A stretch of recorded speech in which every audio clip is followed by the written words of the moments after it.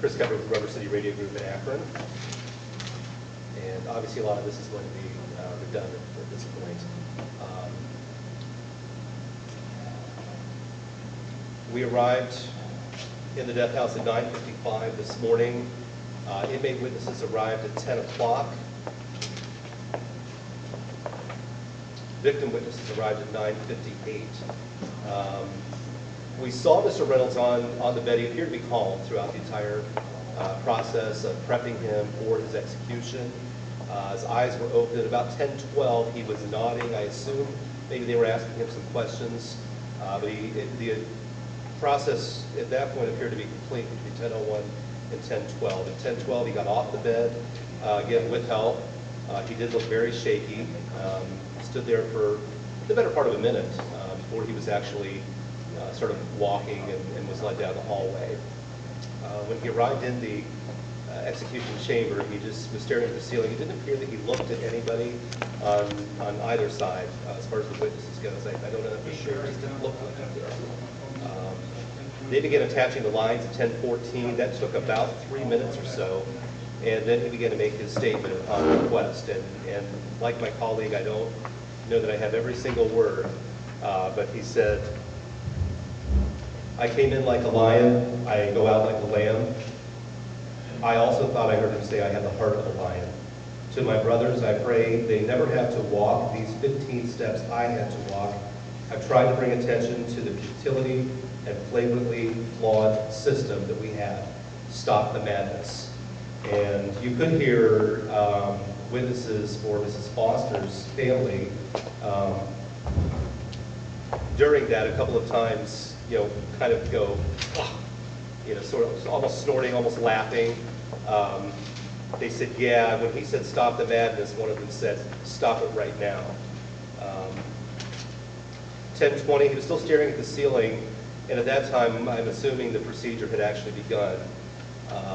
He started breathing deeper also at 10:20. It appeared, chest kind of coming in and out a little bit more than it was before. His head at one point appeared to kind of lift just slightly off the gurney. At 10:21, it looked like his mouth was open, and it also appeared within that minute that he may have stopped breathing. And again, at 10:26, they checked the heart, respiratory, and at 10:27, he was pronounced dead. We're having it printed right now for you. I'm Denise Alex with the Ohio News Network. Just to kind of add what the two gentlemen said. It was Patty Solomon, the granddaughter of the victim, who said, yeah, stop it now. She was in the middle, and then relatives on both sides were kind of consoling her. And like they said as well, Lawrence Reynolds pretty much just stared up at the ceiling the entire time when he gave his statement. Didn't look at anyone. The reason that they switched seats, I could hear one of them say they couldn't see the video monitor. It was kind of, they were moving their neck a little bit. So I think it was Denise who moved over to the left so she could better see the monitor there. But it appeared that, there weren't any tears shed on the witness side. That's where we were standing with the victim's family. Didn't see any of that, but just Patty saying, yeah, stop it now. And then the other relatives kind of just rubbing her back and consoling her. And does anyone have questions for the media witness? Alan, how does this compare to the other ones you've witnessed? Very similar. For what it's worth, my impression of the one-drug protocol is it seems very effective. They succumb very quickly. I see very little reaction in the ones I've observed since they've done that, which I believe this is the second one. And I'm not making any judgment on the process, pro or con, but it seems to be a very efficient procedure, and it doesn't really seem to have a lot of repercussions that you can tell. The inmate, it's hard to tell if there's any suffering underneath that anesthesia, but didn't seem to be any. He was clearly nervous, he was shaky, but other than that, he was able to make his statement in a pretty clear voice and understandable voice, and that's about it. Any other questions? You said the drugs did start at 10:19 a.m. with the time of death being 10:27 a.m.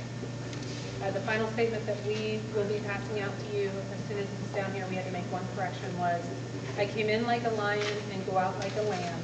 Aaron and Emma will forever and always hold the heart of the lion. To my brothers, I hope they will never have to walk these 15 steps I walk today. I have tried to bring attention to the futility and flagrantly flawed system we have today. Stop the madness, which is the final statement that we will be passing out as the official record. And here,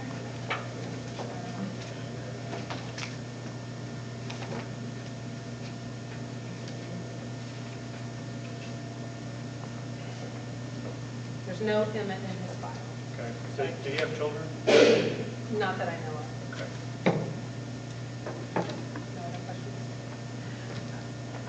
We will then wait briefly, and I believe the victim's representatives will be here shortly. They did tell me they wanted to watch the body leave grounds before they came. Thank you.